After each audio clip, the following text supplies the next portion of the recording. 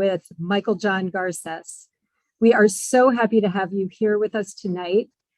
For access purposes, I'm going to share a visual description with you. I am a white woman. I have just below shoulder length, light brown hair. I'm wearing pink rimmed glasses so I can see the screen. And behind me is a wall filled with artwork. We're now going to take a moment to offer our respects to the lands on which we gather and to honor the traditional stewards of these lands. If you have a land acknowledgement that is part of your organizational or personal practice, we invite you to share them in the comments now. And while you're doing that, I'm going to read the land acknowledgement that is posted in TCG's office. And here it is.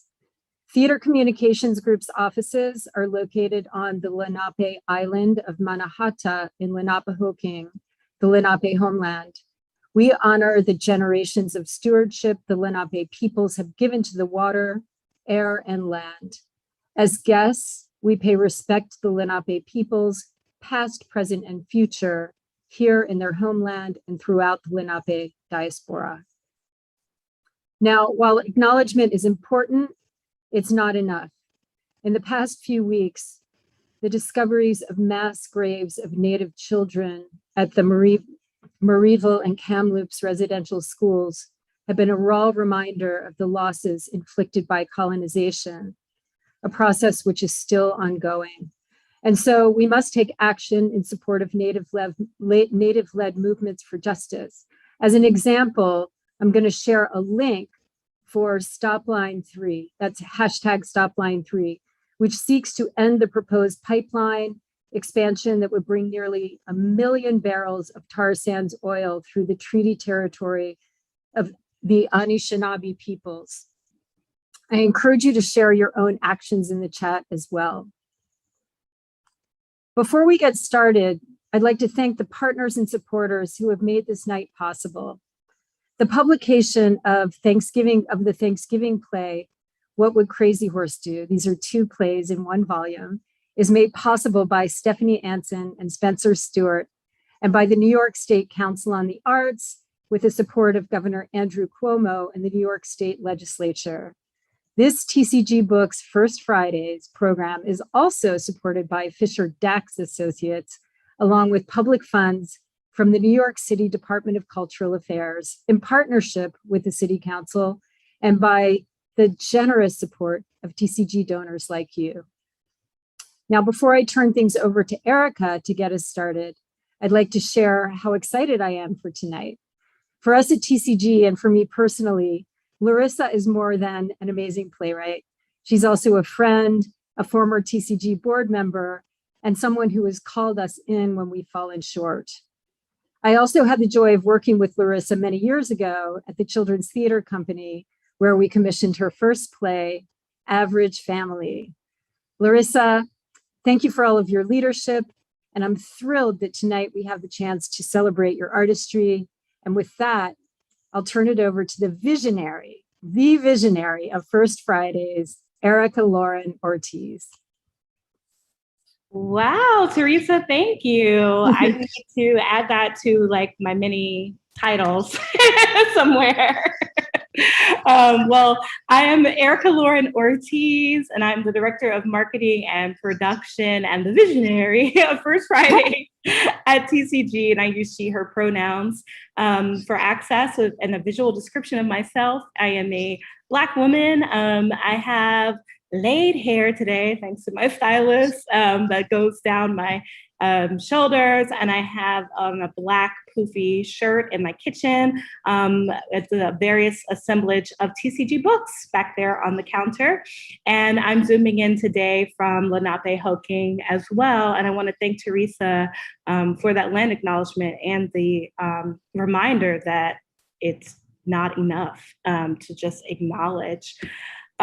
So first, let me just say, I co-lead First Fridays with Kathy Silva, and Kathy is on vacation, but she is here with us tonight because that's how deeply she cares about the authors who are all a part of TCG Books. Hey, Kathy. Hey, girl. Also, along with publisher Terry Nemeth, she's helped TCG Books become something really special and important. So it's not just the 18 Pulitzer Prize winning authors that were on the list, but it's also the commitment to keep all of our authors in print over the course of their entire career.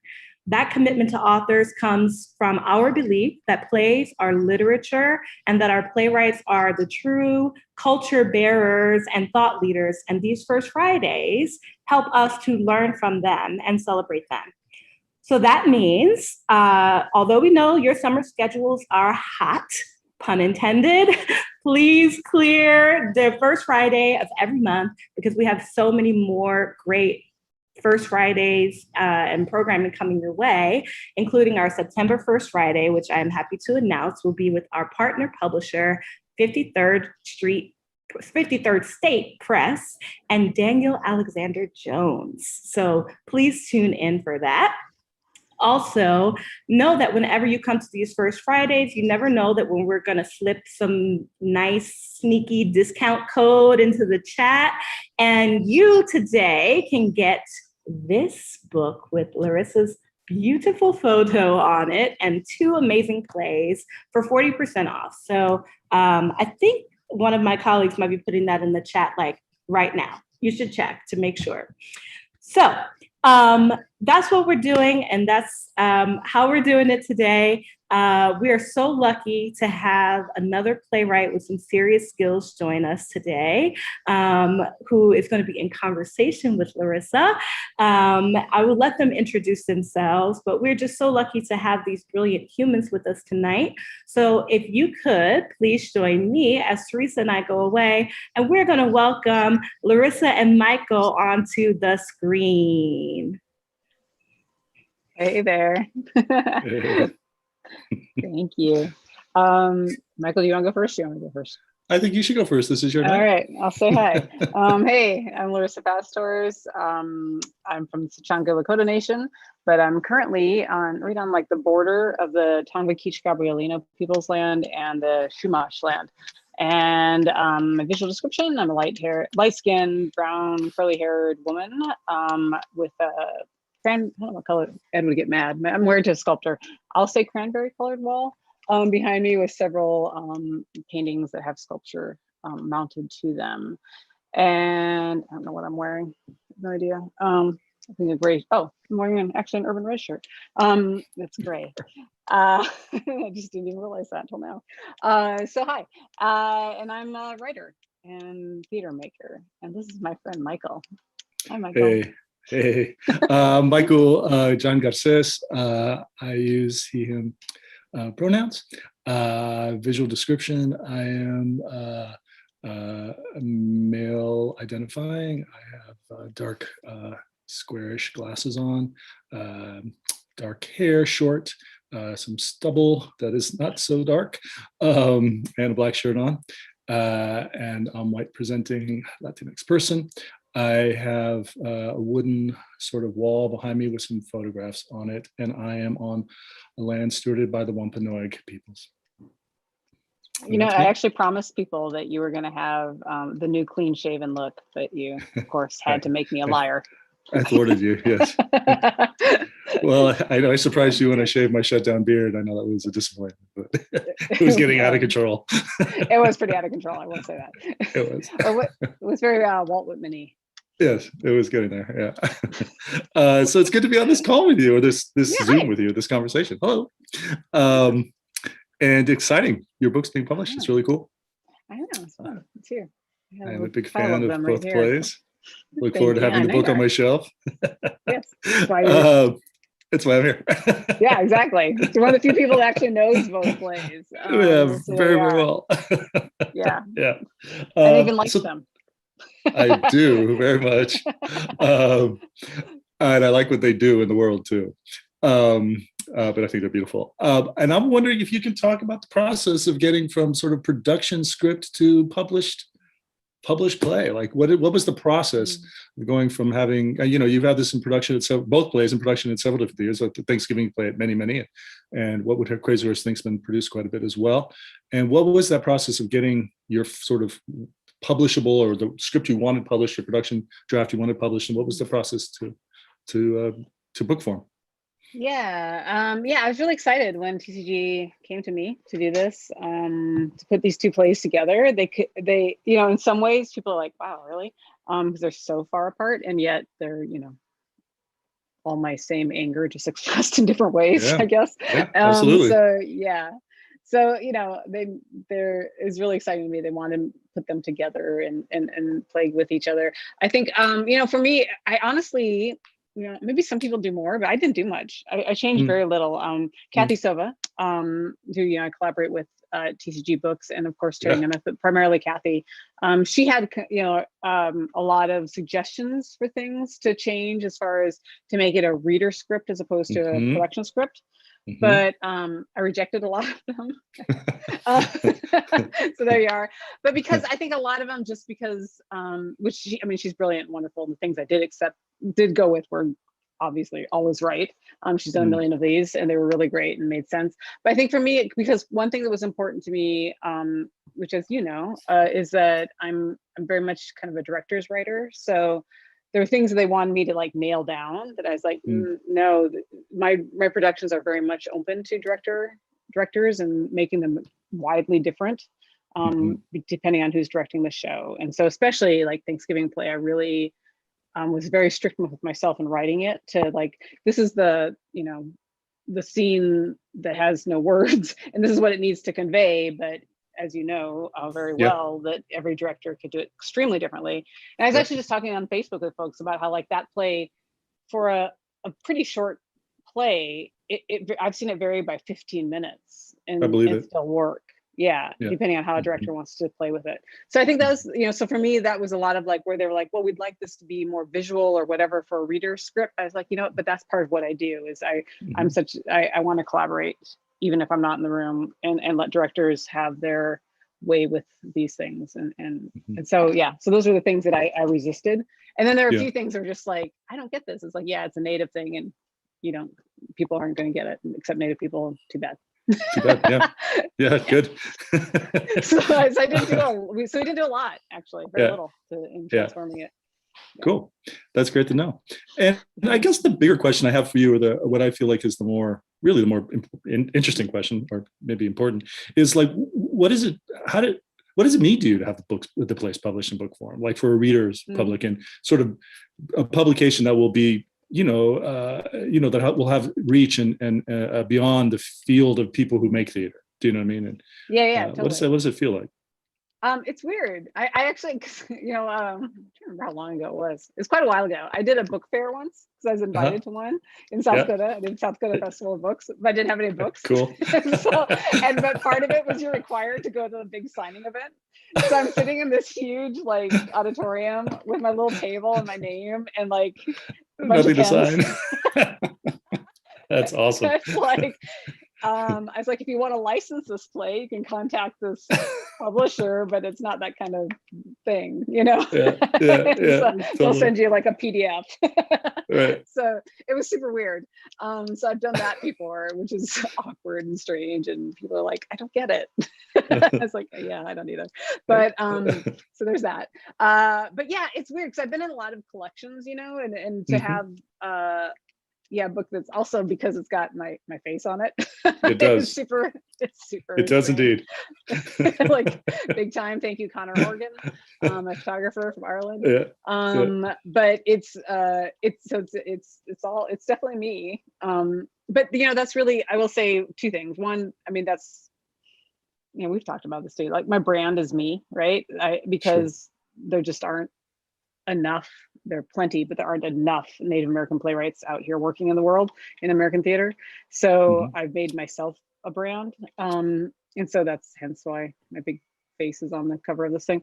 But also it matters. It matters that people can just read these plays. It matters that I've got, like I was telling you all before this, I have a whole stack of books I'm returning to people that, friends that sent me books that I signed for them. They asked me to sign them and send them back. And these are people that would never, some of these people would never go to one of my plays, right? And they don't go to theater at all. And I'm like, and I'm a little nervous. I'm like, ooh, they're very, lovely conservative folks from the middle of the country that are my dear friends and loved ones. But I'm like, oh wow, really? But they'll buy it because it's a book, which is really fascinating to me. So that's been exciting and interesting of how many people I know that would never in a million years see these plays will buy the book and they'll read it. And that's a big, that's really important. And that's a big shift that is exciting to me, that the ideas of my work, and as you know, my work is about kind of changing the way people think and challenging the way people think and questioning the way people think. And so being able to do that with all these folks, like I said, there's a bunch of people over there that I have books I'm sending books back to that would never see my plays. Well, speaking to that, I'm interested to know who in your heart, who do you want to read the play? Like, who do you hope the play reaches? And who do you want to read the play? And it could be people who wouldn't otherwise be exposed to it. Or it might be people who would, but who do you really want to sit in front of that book and read the script? Well, I write everything to, like everything. We all just write about and to ourselves, right? So, you're a writer. We just do our own thing. It's really all about me and to me. But yeah, I'm always writing for a Native American girl in South Dakota. Like I'm always writing for a Lakota girl in South Dakota. So that's who I write to and for. But I mean, my stuff is written at white people. Yep. Very basically, white people. But like all white people, like liberal, because they're anybody. Totally. Because we need everybody, right? Because we're as Native people on this land, we're the most successful genocide here in the contemporary America or contemporary world. And so we are one of the smallest populations of, underrepresented, or I forget what we're supposed to say now, something better. Traditionally neglected, something like that. I don't know. Whatever it is. Traditionally excluded. There you go. Yes, you're right. People. That's right. Yep, indeed. Like we're one of the smallest groups, right? And if you go, it's a hell of a tradition. But we're like 0.0000 in the arts, right? Yeah. And so, with all that, like we need white folks, like we need other folks, we need allies desperately, because there's never. I was just having a talk with someone about this, like. I was like, I don't know what we can do. We're never going to have the buying power. We're never going to have the demographic numbers. We're never going to have that to make anybody care in a capitalist country. So we have to somehow win a bunch of people over, and through whatever, guilt is fine. I don't care. Just get them to give a shit about Native people and Native issues and the fact that they're on our land. We need a lot of people to do that with us. And so I'm writing to all those folks, but then there's always that Native person. As you know, like I'm very adamant about like there's jokes in my stuff that like people are like, totally. I don't get it. And I'm like, no, it's not for you. You're not meant to, so we're good. Exactly. Totally. All the time.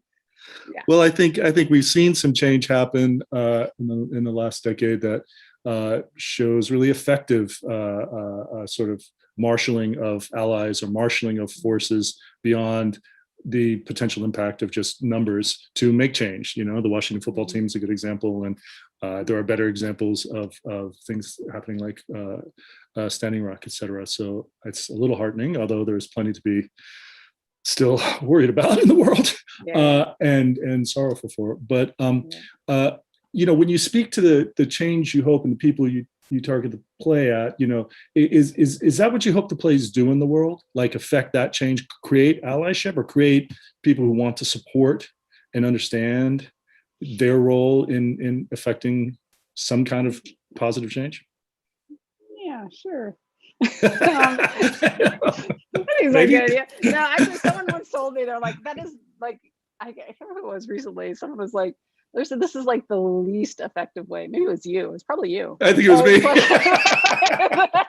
Now I'm like, I can hear this voice. I can hear this really snarky voice in my head. Dang. I think it was me. This is like the least effective way to do this, right? To change the world is theater. Well, like, this many people that actually attend.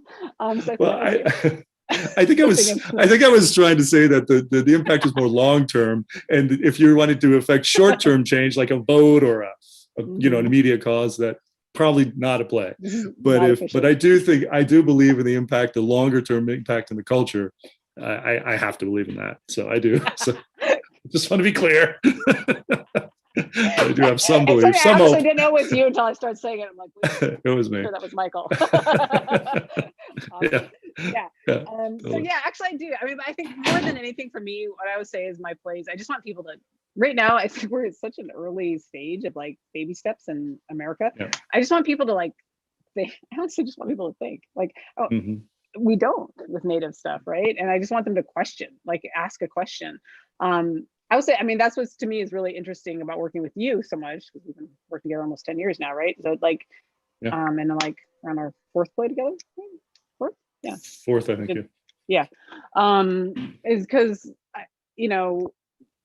because you grew up outside of this country, even with an American mother in an American school, but at foreign American school, like you question things in such an interesting way that it's really helpful to me, and I feel like.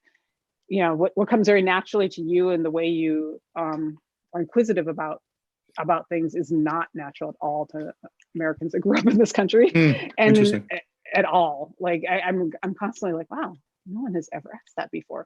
No one's ever thought about that, to me, openly, and that's what I really appreciate about working with you, is because you question things in a way that people don't, and so much of my work is just trying to get people to just ask some questions. Yeah, totally. Like, why were we told this? Why were we, why did I believe this? Why do I just assume that this is true? Why do I assume that, like, people didn't lie if they wrote things down in the 1800s? Like, so many people assume that just because something was written in the 1800s, it must be true, because for some reason, apparently people didn't lie then, or didn't have ulterior motives. And so many folks just don't question that. It just blows me away. And that it seems to be a very American thing to just not question. And I'm not clear. I mean, I don't know what that is. Neither of us do. But you don't know either. Having not grown up here. But yeah, it's weird.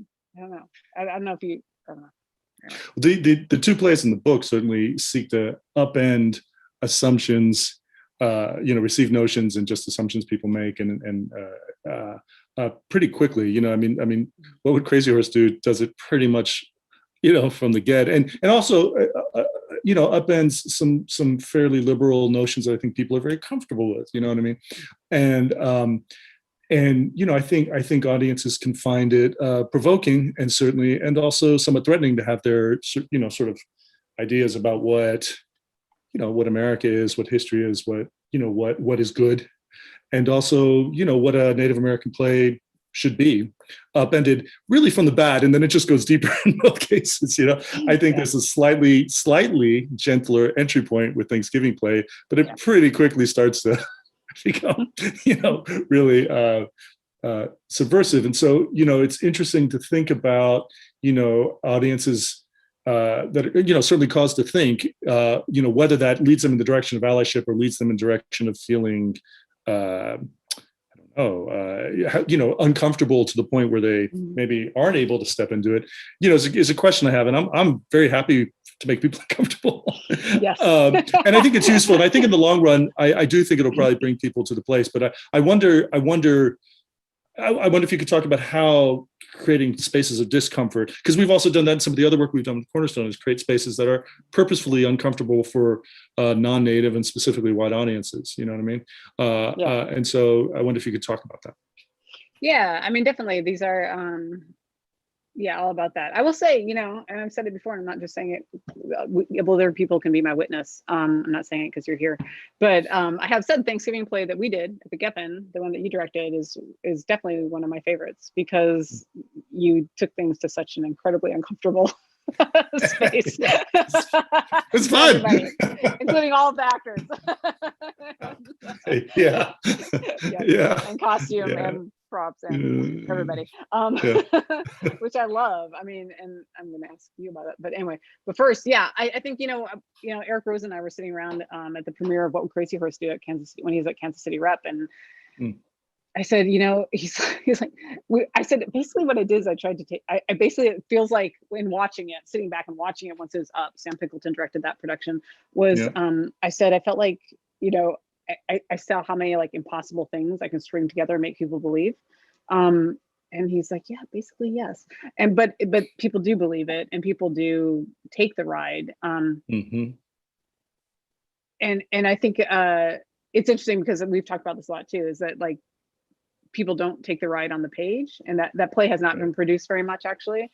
It's got some holds finally for next season that I hope happen, but it's people don't get it like on the page, and I don't know if that's a combination of the way it's on the page, or if it's a combination of them not wanting to get it because dealing with some really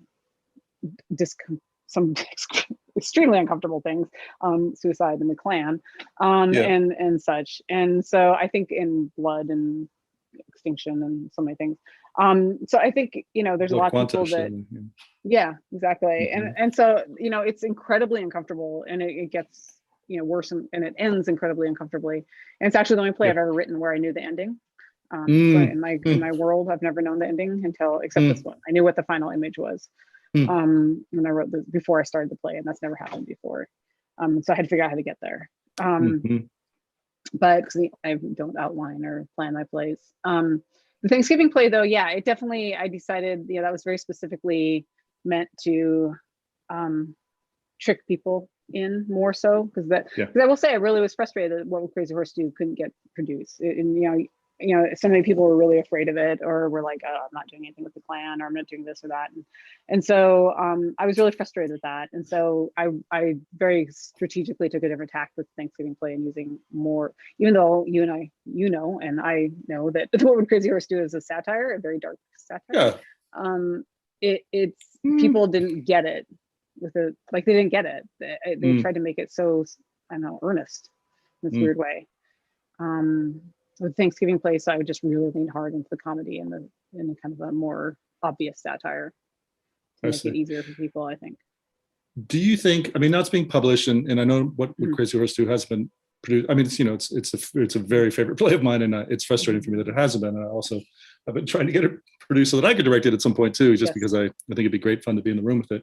But I wonder, I wonder now if a play with two characters that are white supremacists, overt white supremacists, would be more producible, given given the change in the world, or given events in the world that aren't really necessarily changed, but things have been surfaced in a way that people have been forced to acknowledge. And I also wonder whether it seems so much like a satire. Right? Yeah, totally.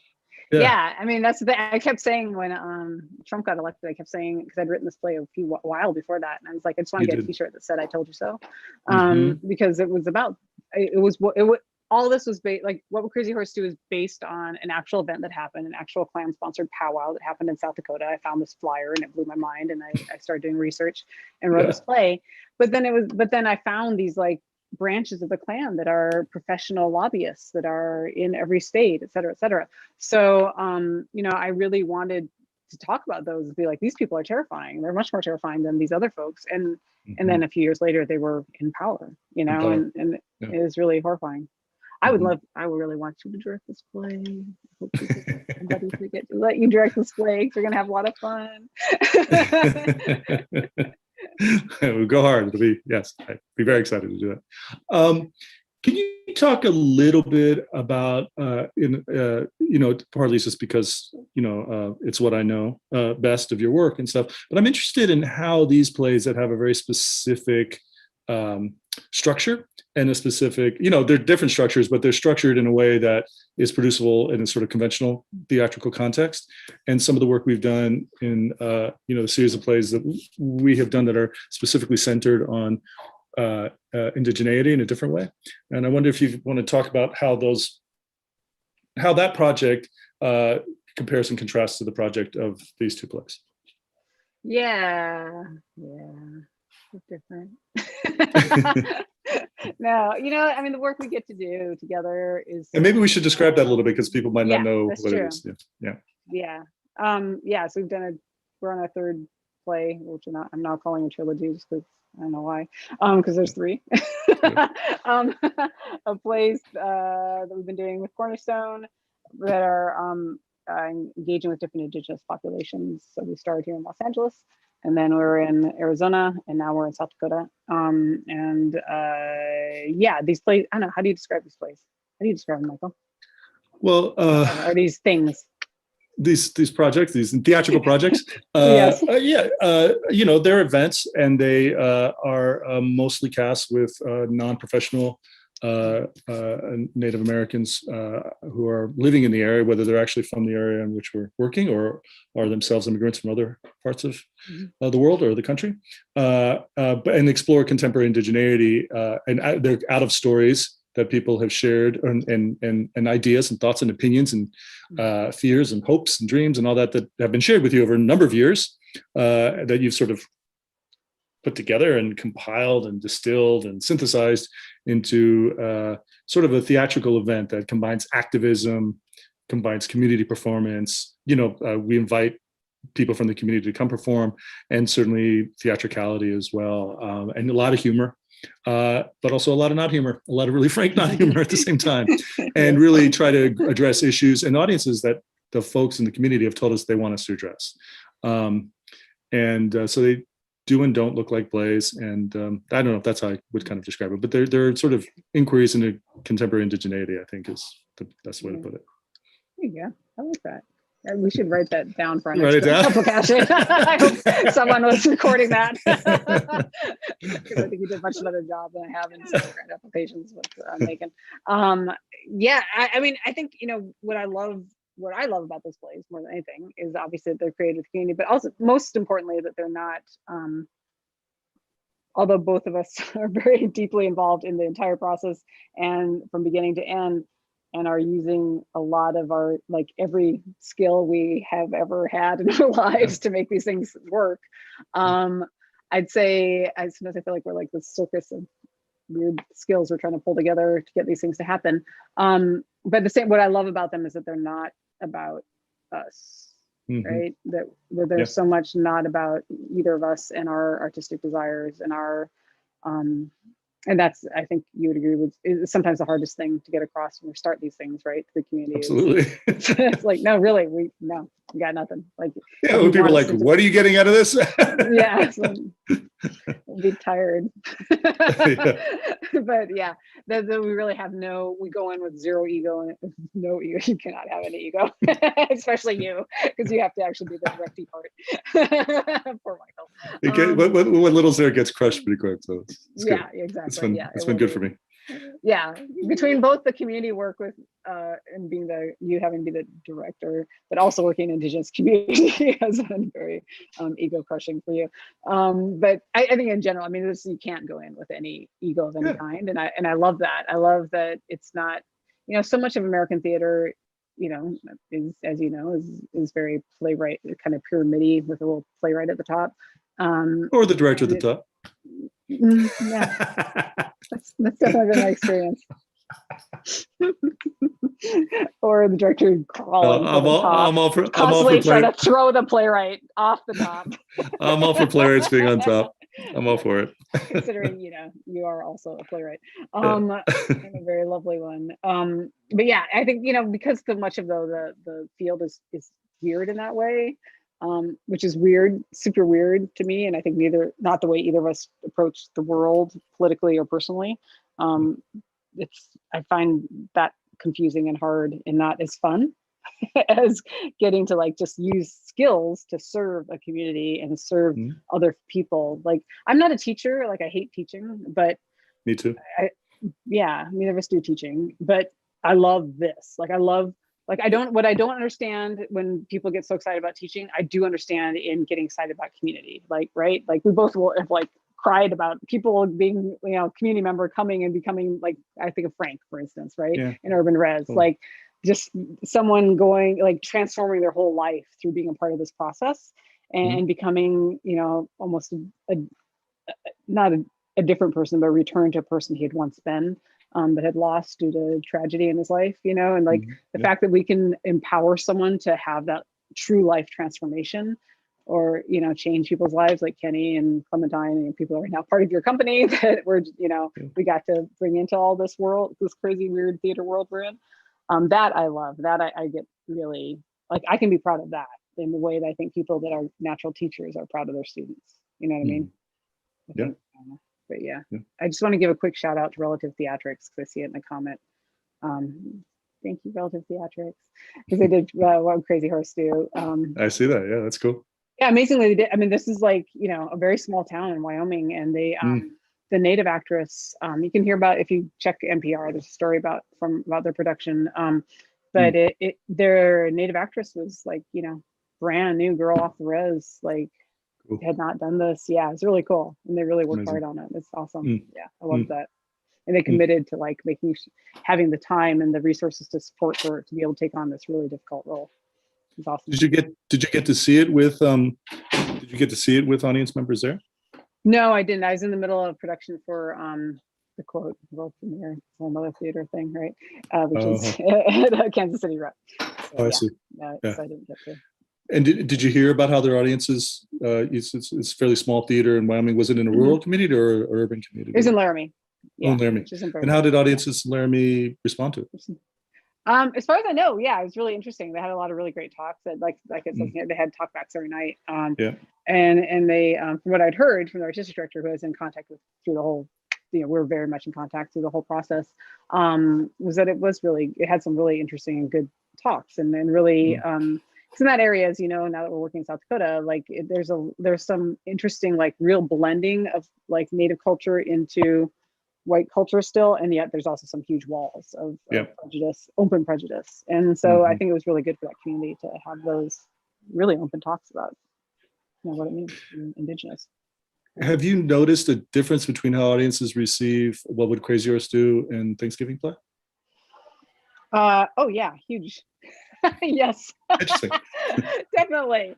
Now people get really mad after What Would Crazy Horse Do. Yeah, and also it's hard on the actors, What Would Crazy Horse Do, because the end of it is so hard and shocking that no one claps. And that's really hard for actors, right? It's over and people are just like, and there's a lot of silence, and it takes quite a while for people to get up and leave the theater. Or they're really pissed and they storm out and complain to people. It's one of the two. Mostly though, it's just silence, right? And so it's very hard. They literally the only production I got to see a lot of was Kansas City Rep, because we were also having a big TCG board gathering there the week after. And so I was there for a while after it opened, and like they had to put people in the house to clap at the end, because it was just silence. Like nobody would get up, no one wanted to move, people were just frozen. And Alex said that's really tough. Actors are like, okay, I'm trying to take a bow and leave now. Like it was really uncomfortable. Thanksgiving Play can be some of that, but not as much, you know. It's not as, people do sometimes just sit there. My plays are not plays that get like a standing ovation, like which is great. Because anyway, I won't say rude things. But yeah, people tend to just kind of, clap or just be relieved it's over and go. Okay.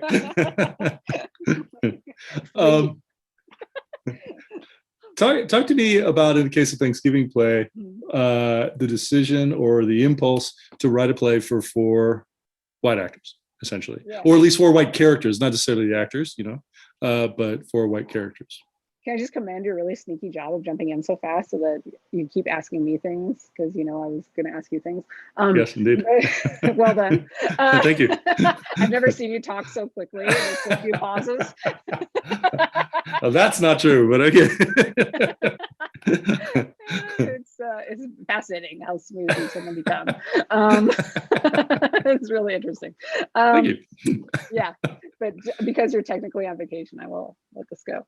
Fair enough. Yeah. I have no idea what the question. Oh yeah. No, totally.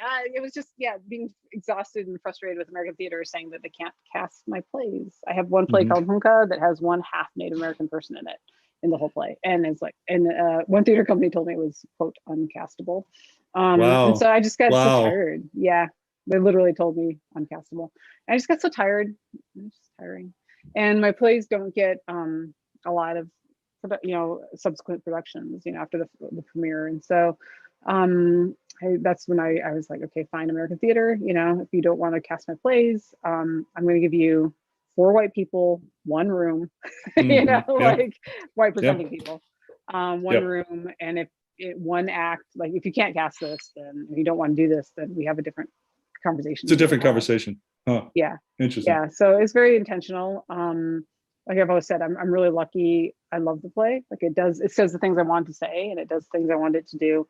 But it definitely, I mean, there's been a lot of playwrights of color in America that have done that. They've done the white play. Yeah, totally. And it did change everything.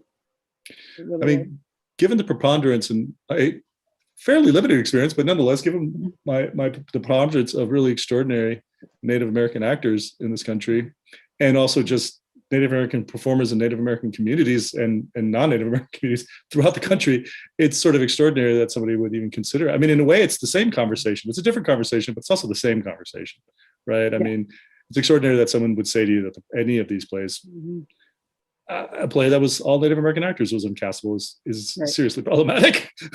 Yeah, I had that. I think, as you know, we worked in Arizona for several years with 23 recognized Native tribes and many other folks. And I had a theater company in my early career in Arizona tell me they couldn't possibly cast one of my plays that had 4 Native actors. In Arizona? Yeah, in Arizona. Wow. I said, we couldn't possibly do that. How would we do that? Like, wow. It's like, well, I think there's Indians in Arizona. Yeah, a couple. I think you and I found like 400 to work to with audition. Us. Yeah, to work with us, certainly. And our auditions were extraordinary. We had this embarrassment of riches. People came in and auditioned, it was very hard. I think we tripled the cast size that we had promised our presenter. Yes, we did. Michael Reed was right. Michael Reed was right. Yeah. He wanted a third of what we ended up with, but there was so much talent. It's well, so hard. Yeah, he was right in that it would have been not as hard, and he was not right in the sense that it was pretty extraordinary to have all those people. It was they were and quite he agrees amazing. with that. So. He does too. Yeah, yeah. But he was right in terms of what he was telling us, which is like, you are insane. We were like, no, it'll be fine. And I think he won 15, right? And we went with 40. Yeah, I think that's right. Oh, we have a question. Uh-oh, the question from Michael. No, she's asking if I have a question. Oh, a question for me. Okay. I was asking you. No, actually, I want to talk to you about. No, I was curious because you were talking earlier about challenging things, and I know you have actually tried to get What Would Crazy Horse Do produced. I'm curious, what is it? Just the clan? Like, what is? I'm curious what you think it is. Like, why it's so hard to get that play produced? I think it's the clan, and I think it's the ending. I think the ending is tough, and I think even theaters with really great, brave, visionary artistic directors, it makes them very nervous because an ending like that is not going to send people out to tell their friends to come see it. It's not going to send them out and with the high, we hope, with and I think that can be challenging for audiences. I think they know they're going to get unhappy subscribers, et cetera, or unhappy audience members. Those are big challenges for on the administrative side, and I think that probably dissuades people. I do think the clan also, it's a pretty frank and nuanced and funny portrayal of those two characters and they're complex in it, and not all, you don't make them just bad, right? You make them sort of complex, even though the whole thing is very satirical. Those characters are complex and quite full, all 4 of them. And and no one comes out looking noble or good or anything like that in the play, which is what's one of the things that's kind of brilliant. I mean, there is actually nobility in the play, but it's deeper. It's not just sort of surfacey, and it's brilliant that way, and it's pretty frank in its critique of American history and society, and contemporaneity, as it should be, and as we need to be, as we know.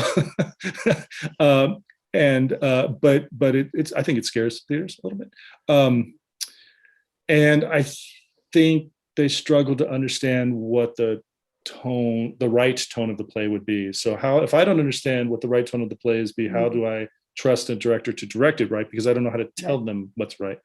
And I think that's scary. So those are things that I think are probably the obstacles with the play, in my assessment. What I mean? No, tone for sure. Like when I had it in Kansas City Rep, we did our TCG board meeting there, and then there was a festival, and it was interesting. I had several artistic directors come to me and say, I'm sorry, I didn't get it. Like I did not get it on the page, and I'm sorry. I didn't understand what you were trying to do, and it worked. But did Did those artistic directors then produce it? No. So, so that's interesting, right?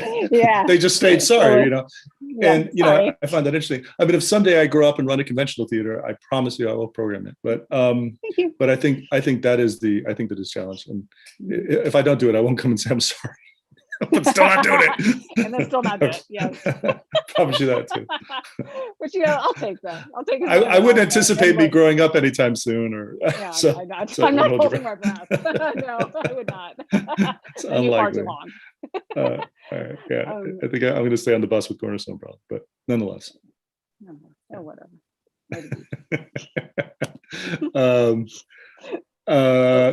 So do we want to go to Q&A, Erica? Yeah, if there is any, Yeah, I'll take it. I'm coming back. Folks are being a little quiet, a little hesitant. I don't know. But I'm excited. So I'll ask a question, I guess. And that'll get you all started. So drop them in the chat. There's lots of love and nice things being said there. But please also bring your questions. This is your chance to talk to Larissa and Michael. So, for me, I got to reread Thanksgiving Play last night, and I listened to it also on Audible, and it's just so funny. And like comedy, for one of the things I've been thinking about in this pandemic and all of how funny America is right now, I guess. I mean, because it's very theatrical, right? There's a lot of comedy happening, but it's also, it just struck me as so, like at times I wanted to cry, at times I wanted to laugh, at times I was just like, oh, I know that experience. And I wonder about comedy, like sort of aging. Like, I go back and watch sitcoms that I used to like, and I can't stand them anymore. And I'm like, ooh, that was rough. So I just wondered what you thought about like your use of comedy in your plays and in context with how this year or so has been, and if it's changed any of the perspective of how you're writing now or how you might be writing in the future. Hey, Michael, do you have thoughts? That's about your use of comedy? No, I'm curious with you too, though, because you're also writing things right now. I'm just curious because you are writing stuff right now, and I don't actually know anything about these plays that you're working on right now. You're writing one right now.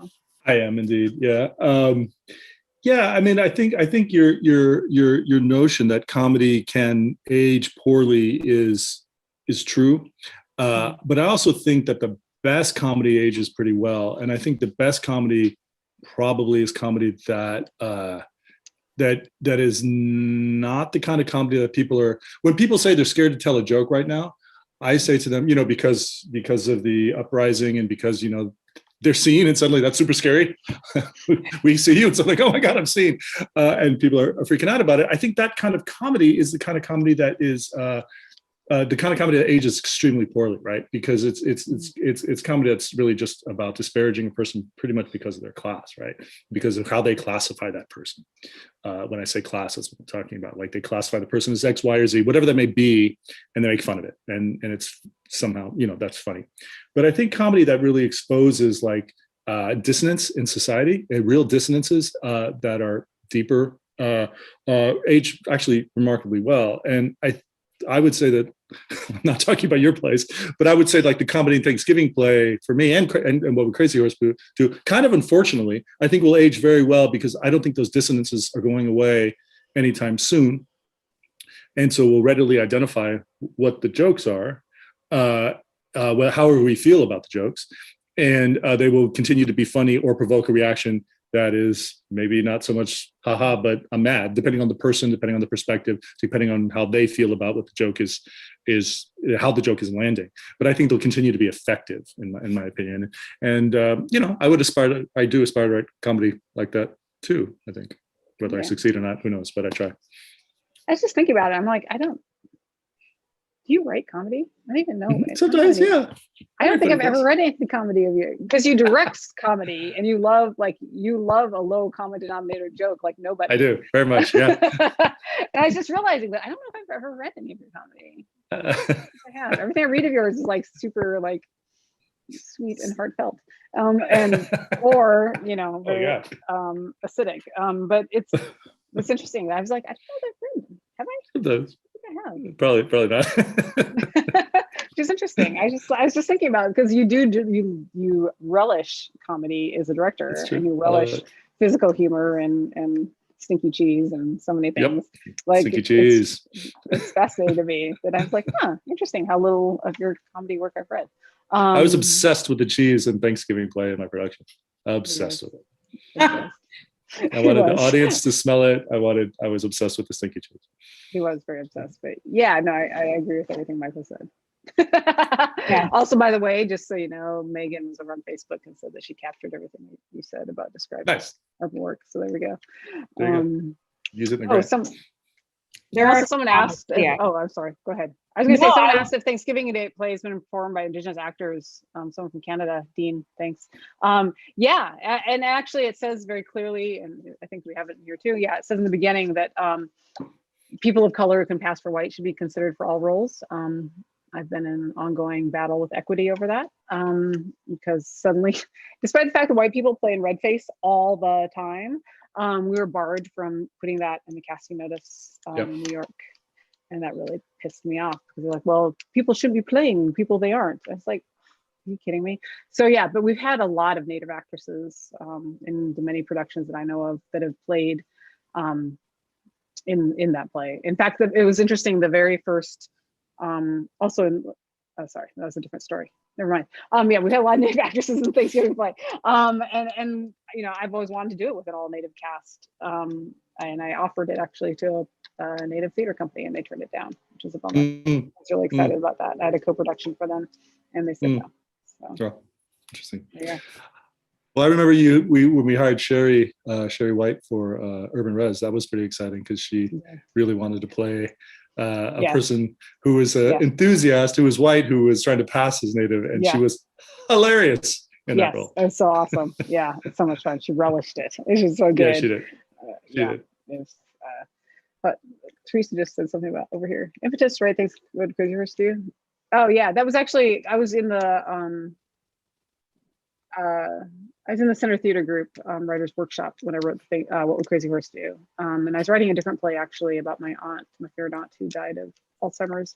And then I went home to South Dakota and I saw a flyer in the magazine, in the museum is the word, in the State Museum that was about a big clan gathering that happened on the South Dakota-Iowa border. And the flyer advertised a powwow the clan was hosting of authentic Native Americans dancing for your enjoyment. And that just really got me interested. And I just started talking to a lot of people about it and what that meant. And it took me down this whole rabbit hole of, I found this particular group of the clan related group that I got to know and I wrote to, and they were very open and lovely in working with me for like a year and a half on what they believe and why they believe it. And they knew what I was doing. I was very open about what I was doing. And there's a lot of great clan, I would say there's all this fun clan humor. Michael in New Member Services was my pen pal, and he would be like, I'm excited to see this play, but but not together, wink wink, he'd write wink wink in it because they're white supremacists. But it's just like there's a lot of like weird and like really heartfelt, like asking me not to burn crosses. He asked me, he said, I hope you think about like things are important to you and being used in a way that you didn't intend them. And that's what burning crosses are. They're actually, they're a positive thing meant to show the light of Christ coming into the world. And that's why we'd burn a cross on someone's lawn. It was a gift. As a gift. Wow. It's a kind thing. Nice of them. Amazing. So he would tell me these things and he's like, but I really would hope you wouldn't, you would have the same respect that I would have for your thing. And anyway, it was just really interesting talking with him and just because he was so open and knew exactly what I was doing. And we spent like a year and a half corresponding Strange. to create this play. Yeah. So which is why again, when things happened in the world, I was just like, I told you all. Like they told me this was happening. Like they told me this was coming, anyway. It had been coming for sure. It had been coming. Here it is. Yeah. Here it is. There's a question on Facebook. Mhm. This is from Adrian Russ. He says, what are some of the Hey, questions Adrian. that you don't get from white people that you wish you'd get? How can I help? What can I do? And no, better yet, no. What's the better way to say that, Michael? Like where I don't have to do it. Don't ask me. Yeah, It's I'd rather not they so don't much a ask. question. Yeah, right? So I'm going to help, and I'm going to find out how I'm going to do that. Yeah. The sentences, rather, that you don't get from white people that you wish you get is maybe Yeah. a way to frame that, right? Yeah, exactly. Yeah, the people just do something. I just posted about this on Facebook recently about, there's several productions going, theater companies doing really horrible anti-Indigenous practices right now. Some of our best known theater companies in the world and in this country. And people are like, well, is it okay if I do something? It's like, would you please get on it? Like, I'm telling you now, this is it. Get on it, do something. Like, don't wait for me. Don't make me have to tell you that it's okay to be upset. Like, if a theater is performing at a mission, it's probably a problem. If a theater is performing, if a theater is using the name of any president except maybe Obama for a BIPOC initiative, that's a problem. Just you can assume these things. And if a theater has never produced a Native American playwright, that's a problem. If theater isn't doing land acknowledgement, that's a problem. Like, go do something, talk to them, do something about it, change it. If your theater does not have Indigenous stories being told on Indigenous land, if they're not finding a way to give back to the Indigenous people on whose land they're standing, that's a problem. Go do it. You don't need a Native person to tell you that, although one just did. So now it's done. Check. A Native person has told you that. Now go do it. I don't want to have to keep telling people over and over and over again. Yeah, seems exhausting. I want to ask you, as we're coming on to time, what are some of the things that you all are looking forward to in terms of what comes next, either for you, for theater? Well, one thing that I could say we're looking forward to, I say we, like I hope it's we, it's certainly at least I. Obvious it is, yes. But I think it's probably we. Going back to South Dakota to continue development of the piece we're doing there, the Nakota Lakota Dakota Theater Project that we're doing there. That's working title. But we were interrupted by the pandemic shutdown, and we're finally able to go back, and we're going to be doing a camp for youth. We've been invited by Lakota Youth Development in Rosebud, Nooks Camp, to do a week-long theater camp. Super excited, and then we're gonna hopefully visit people and meet new people, but also visit people that we talked to a year and a half ago and continue our process there. And so I'm super excited to go back to South Dakota. So that's one thing I am looking forward to. I believe I keep going like this to see, because I think you're wearing a Racing Magpie shirt. I am. Yeah, I thought so. I keep going like this to try to see it. Like, yeah, as if this is my first Zoom. But yeah, no, I'm so excited. Actually, that's my return to work. To real person work. That'll be my first time in person with people and doing theater again. So I'm most excited about that. And we'll be driving around South Dakota for hours and hours and hours, which we both love doing, fortunately. Yes, fortunately, we both love car trips because very cool. There's a lot of them. But yeah, we're doing that together. And yeah, I don't know. I don't have any other theater. You have lots of theater coming up this year. I don't. You're looking forward to that too. This year. You're in. Oh, man, great. Yeah, so better be good. Yeah. Don't make it suck. Yeah, that would be a bad reopening. Yeah. So literally, that's my only play this year. Everything else is film and TV. I've been doing a lot of that during the shutdown. Yeah. Well, tell us where we can look next, besides at TCG Books, which I'll talk about, to find your work and how we can stay in touch with all of the wonderful work that you all are doing. Well, our play that Michael was talking about, you can always go to the Cornerstone Theater website, and we have like pages for each of our plays that we've been doing together. And then we're also, we should be starting the Clarice this year, right? I believe, Michael. Maybe doing another play out of University of Maryland. Same process. It's supposed to be starting this year. We're working on it. So all of the work we do is out through the Cornerstone website, and then I'm always at my own website, withinherstudio.com. But you can always just go on. I'm easy to find on Instagram, Facebook, all those places. Yeah. Michael isn't on any of those places. So Michael, the best place to reach you, we're going to go to Cornerstone Theater, to the website. Yeah. That's right. Yeah. Awesome. Michael Well, doesn't do any of those others. listen, I just really want to thank you, Larissa. Thank you, Michael. I want to say thank you and welcome Teresa back to the screen if you'd like. Teresa, Aaron, all the TCG staff who supported this event, Kevin, Kathy. I want to thank our partners who helped us to host this and our generous sponsors who supported not only this event, but also the publication of this amazing book. If you can find this book, we're going to drop the link one more time. Again, it's 40% off for a very limited time. So if you don't want to pay full price, do it now. And go ahead and grab your copy. And we are celebrating TCG books tonight, but just a reminder that TCG, of course, is doing so much more than publishing. You can find out about our work to lead for a just and thriving theater ecology at tcg.org. And don't forget to join us here for First Fridays. Any last words, y'all? Or are we just going to say ciao? Bye. Thank you. you.